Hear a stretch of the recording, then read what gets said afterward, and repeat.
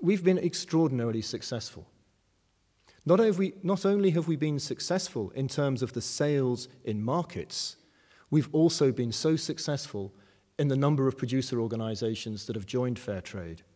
Fair Trade is touching the lives of many millions of people in the South. And it needs to, because right now, as you all know in this room, we are in the most extraordinary of times. I believe in the future, people will look back and say, what were you doing in 2008, 2009, 2010, when the great changes in our economies occurred? Because those changes are happening now. And of course, although we all worry about what the situation will be for us in our northern markets, let us not be under any illusions. The impact of this recession, the impact of this credit crunch in the global south is going to be savage and severe. Kofi Annan estimates that something like 50 million people could be added to those that are on less than $2 a day. Now, I had thought that our job was to reduce the number of people on $2 a day or less. In fact, it's growing. In fact, fair trade producers are starting to find it hard to access credit. They're starting to find it difficult to access markets. And of course, the big fear, and why we turn to policymakers and governments, the big fear is the fear of protectionism. What we would call in the UK, I'm all right, Jack. I need to look after myself. We cannot afford to allow that happen, ladies and gentlemen. We have to do all we can to keep markets open and provide market access for fair trade producers, and indeed all producers in the South. I believe that if we look to Finland, we can see hope. I believe if we look to Finland, we can see what can happen when people come together in a collaboration. What we see in Finland is the most extraordinary achievement where different actors have come together, and they've all been represented in this room. Different actors that include civil society, the fair trade towns, for example, the union movement, the church movement, governments coming together. We see what happens when business collaborates. We see what happens when there are consumers that are willing to make a difference through their everyday purchases. And the fourth ingredient, and for this I must congratulate Tulia and the whole team of Fair Trade Finland, a really committed group of people determined, whatever the past, determined to make change happen. And working together in collaboration, we see the extraordinary success of Finland. There's one other thing which I'd like to congratulate the Finland Association for Fair Trade for. This association has taken its place in the international movement of fair trade. Far from sitting here and concentrating solely on the local market, solely on the national market of Finland, this organization has been ready to play its part in the international movement of fair trade. This association has shown the way that collaboration isn't just about what happens within national boundaries. Collaboration is so important to fair trade when we look beyond into how the whole of the fair trade world can come together and make change happen, because fair trade was not designed. Fair trade wasn't designed in the first place with some grand scheme. Fair trade is an emerging phenomenon. It needs to change all the time and respond to new opportunities and threats. And that's why I think the Finnish example is so good for us. We've seen that sales growth, and we want to see that sales growth replicated across the movement, but we also want to see that spirit of collaboration replicated across the movement.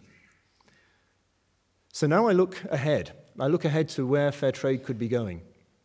We have a number of tasks before us. Those tasks are so important. We have to strengthen fair trade. One of the ways in which we can strengthen fair trade is through the greater inclusion of producers in our decision-making processes. And that's why it's such a joy that Abini, you're here with us today, because it's not about us in the North doing things on behalf of the South. It has to be about us as global citizens working together with mutual aims, mutual goals, mutual understanding, mutual respect. With those qualities coming together, we can strengthen fair trade for the future. The second thing we have to do in fair trade is we have to broaden fair trade. We have to broaden so that we are sourcing more products for sale in mature markets like Finland. We have to broaden so that we're getting into more producers in the South in more countries. And we also have to broaden so that we're not just selling products in the North, but we're also selling fair trade products in the South. South-to-South trade is a real market that we have to develop. We have to put all our efforts into achieving that. And the third thing we have to do is deepen fair trade. We have to deepen the impact.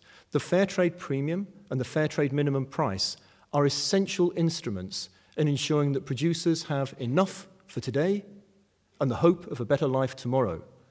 But there have to be other ingredients. As we move through this recessionary phase, there are new challenges, such as access to credit, access to markets, access to technical assistance and capacity building. These are the sorts of things that producers will need from fair trade in the future, and my organization stands ready to provide those things in every way that we can.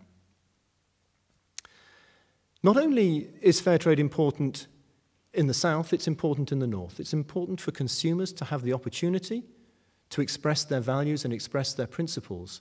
And that expression of values and principles is a key tone for the future, but it's also important that business has the chance to express its values and its principles so that we have sustainable supply chains.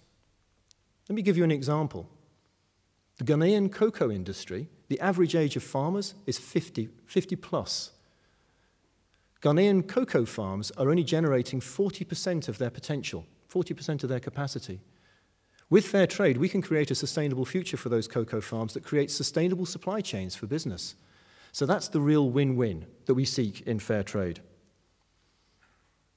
One other thing that I noticed during this wonderful afternoon of celebration was that elephant, the old logo of Reilu Kaupa. Is that right? Something like that? I'm getting there. I'm trying to learn a little Finnish while I'm here. I'm struggling. But that elephant, do you remember that elephant logo? When we think of the scale of the task ahead of us, that elephant logo reminds me of an old saying that I learned in business many years ago when faced with big challenges in my previous company. And somebody once said to me, Rob, you know, how do you eat an elephant? How do you eat an elephant? And it's a simple answer, slice by slice. And that message is something that we need to remember in fair trade, because it's slice by slice that we can deal with exploitation and poverty. One producer, one product, one business, one consumer, one purchase at a time, each and every day. That's the future of fair trade. Thank you very much indeed. It's been a real privilege to be here this afternoon. Thank you so much.